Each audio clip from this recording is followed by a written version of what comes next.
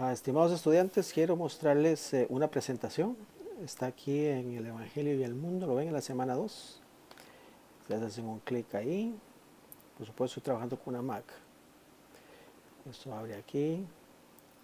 Y si les hace una pantallita amarilla aquí arriba, nada más hacen Trust Always o algo así, que le da la opción aquí. Y luego le hacen un clic en la pantalla. Bueno, ya esto aparece. Es un sistema diferente de PDF. Si no lo pueden abrir, no se preocupen. Aquí les estoy dando la presentación. Lo que quiero hablar es la relación entre el Evangelio y el mundo, ¿ok? Y entender al mundo como el cosmos, todo lo creado, ¿ok? Todo lo que existe, ¿ok? Por eso entiendo por mundo. Ok, vamos a ver por aquí.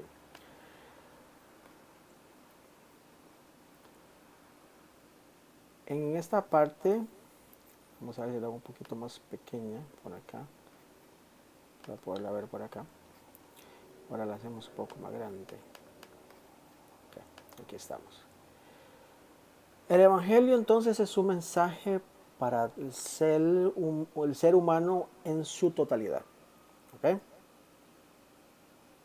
En su totalidad. Ok, bueno.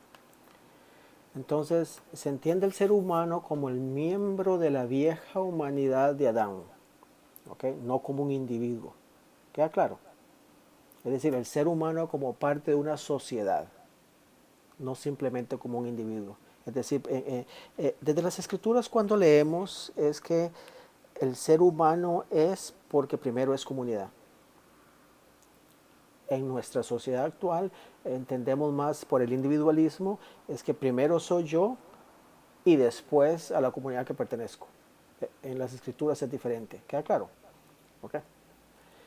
Y desde esa perspectiva del ser humano, como esa vieja humanidad, debemos entender que la humanidad entonces está cargada por el pecado y la muerte. Ojo, estamos hablando en plural primero. ¿Okay?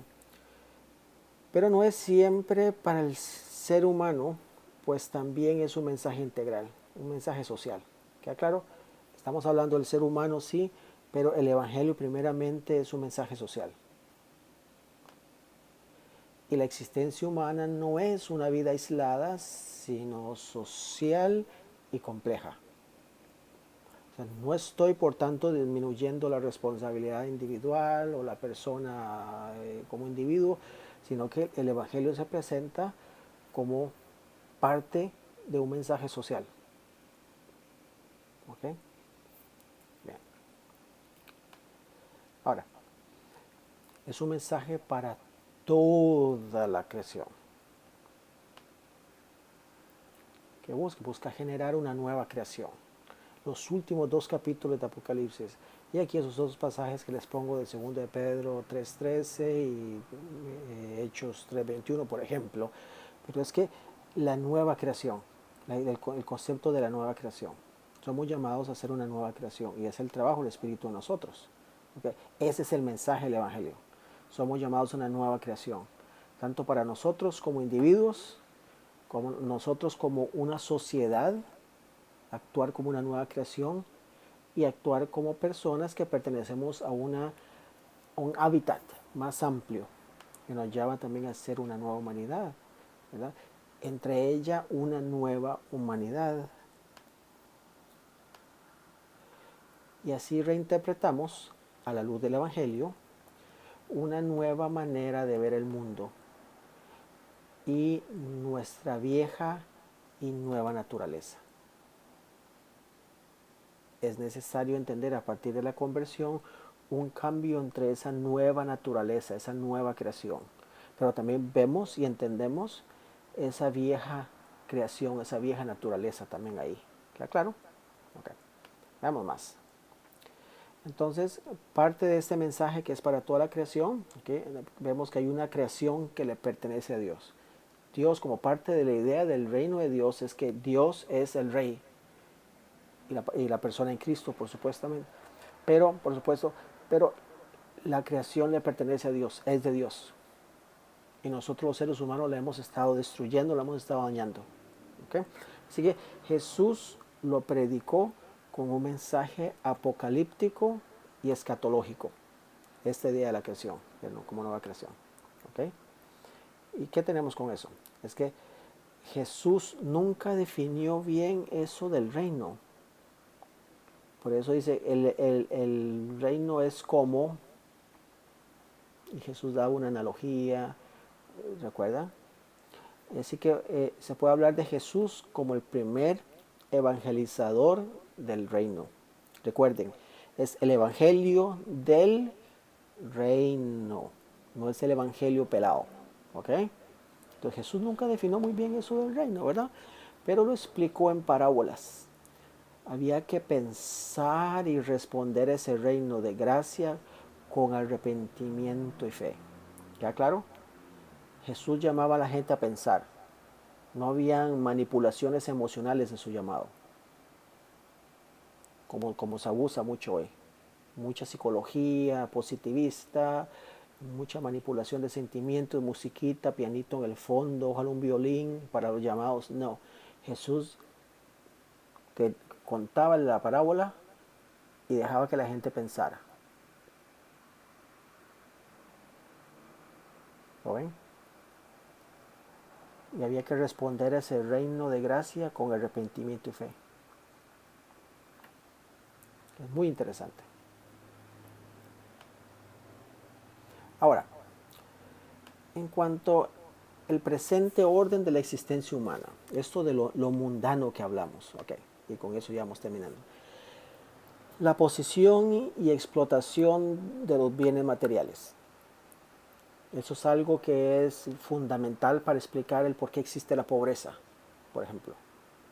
Entonces, ¿cómo es posible que Dios haya dado la creación en común para todas las personas, pero unos cuantos se han adueñado de ellas? Por ejemplo, yo actualmente soy misionero en la República Dominicana y la República Dominicana principalmente es gobernada, manipulada. Los dueños de ese país, de esa isla tan linda, son 3 familias. ¿Lo ven? Ok. Ahora, esta idea del antirreino, los teólogos de la liberación lo desarrollan muy bien y es muy interesante.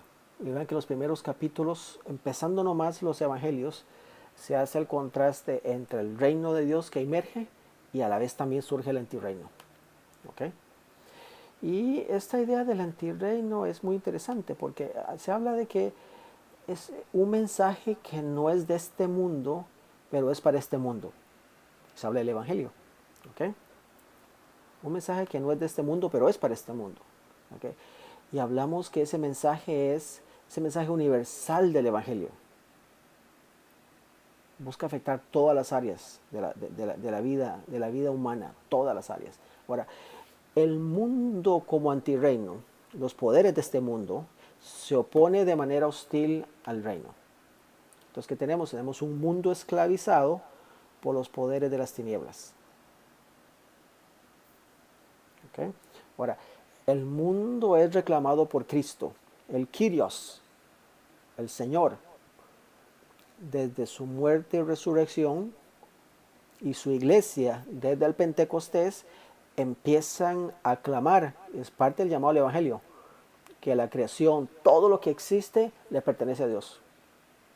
Por tanto, la iglesia como parte del cuerpo de Cristo, Cristo la cabeza, ¿ok? Como parte del cuerpo de Cristo, parte del Evangelio es proclamar todo lo que existe, todo lo que está en orden y desorden, existe para el Señor y le pertenece al Señor, ¿verdad? Y esta es una base fundamental que algunas veces se usa para lo que es la guerra espiritual. Pero vean que va más allá, no es simplemente una guerra espiritualista, sino que es un mensaje. ¿Okay? Y hablamos también del arrepentimiento y reconocimiento del rey para heredar el reino. Se necesita arrepentimiento y reconocimiento de que hay un rey y que ese rey es Cristo para así poder heredar el reino. ¿Okay? Y de esta manera hablamos de que Jesús vino a salvar el mundo, lo juzga, pero no lo condena. Todavía no. El juicio final no ha llegado. Por tanto, nosotros como iglesia no debemos andar condenando. ¿Ok? Pero llama al arrepentimiento. nosotros debemos llamar al arrepentimiento como iglesia. ¿Claro? Ahora, la mundanalidad siempre afectará a la iglesia como institución social que es, porque hay tentaciones sistémicas que se puede hablar, ¿verdad? Pues esta está en el mundo, aunque no pertenece al mundo, hacia la iglesia. La iglesia está en el mundo, pero no pertenece al mundo, pero es afectada por el mundo. Entonces no podemos ser tan ingenuos para creer que la mundanalidad no afecta a la iglesia, que el pecado no afecta a la iglesia. ¿Okay? Y con esto es la importancia de que la iglesia debe recordar de que no es un fin en sí misma, sino que debe servir de agente al reino. La iglesia no es un fin en sí misma, la iglesia no es para hacer culto los domingos simplemente, va más allá. ¿Okay? Y por ejemplo, cuando el mensaje del evangelio se adapta al mundo para servir a la iglesia, y eso lo hacemos mucho, lastimosamente, y es como el evangelio se ha adaptado al mundo para servir a la iglesia y así todo el mundo está feliz y contento, los sermones hacen sentir bien a la gente, pero no hay un llamado al arrepentimiento. ¿Okay? Y también el otro aspecto importante es el dualismo entre espíritu y materia, y al rato genera todo un cristianismo secular muy interesante. ¿Okay? ¿Y a qué me refiero con esto? Es que el ser humano es agente de su propia libertad, es el iluminismo. Y eso es un secularismo increíble. ¿Okay? Cada quien hace lo que da la gana. Y eso vemos que de la perspectiva del evangelio no es así. Y ahí es donde hablamos de racismo, clasismo, etnocentrismo, el americanismo, ahora vamos a hablar de eso, explotación de género, y el más fuerte es el que sobrevive. ¿Lo ven? Donde se reduce el individualismo, ese está ahí. Y la gran mentira, y es que el ser humano busca ser Dios para sí mismo. Eso lo debe atacar el evangelio, porque es una filosofía muy impregnada en el mundo y la traemos al mundo, del mundo a la iglesia a ratos. Y el ser humano como productor de la creación. ¿Okay? La creación le pertenece al ser humano, queremos. Y es esa idea de que ligada con el capitalismo. Entonces es algo que hay que empezar a combatir. No, la creación le pertenece a Dios, no al mundo. ¿Okay? Y la idea de que Dios parece no actuar en la creación, ni tampoco actuar en la historia. La cruz se convierte en un concepto cristológico y sin implicaciones en el discipulado. No, no es así. Se acepta a Cristo, pero no su cruz. Es una gracia barata. Un evangelio sin cruz, no puede ser. ¿Okay? Entonces, si hablamos de la cruz como un concepto cristológico, es un llamado a seguir a Cristo. Hay que cargar la cruz y esperar por la belleza de la resurrección. ¿Okay? Entonces, un pensamiento breve, una cosa que tenía para ustedes, nada más por aquí. Y un último aspecto aquí que mencionaba es que, ¿qué es el mundo? ¿Verdad? Entonces, el mundo incluye la creación de Dios, ¿okay? Pero también la creación humana, es decir, todos esos sistemas sociales, políticos, culturales que nosotros los humanos hemos hecho, ¿no? Que todas esas cosas que hemos creado para vivir, todo eso se entiende como mundo. ¿Queda claro? Y todo eso, todas esas áreas de la vida humana, no simplemente del individuo, el Evangelio busca afectar. ¿Okay? Entonces, eso es una explicación para hablar del mundo. ¿Okay? Solamente Dios me los bendiga y bienvenidos a la semana 2.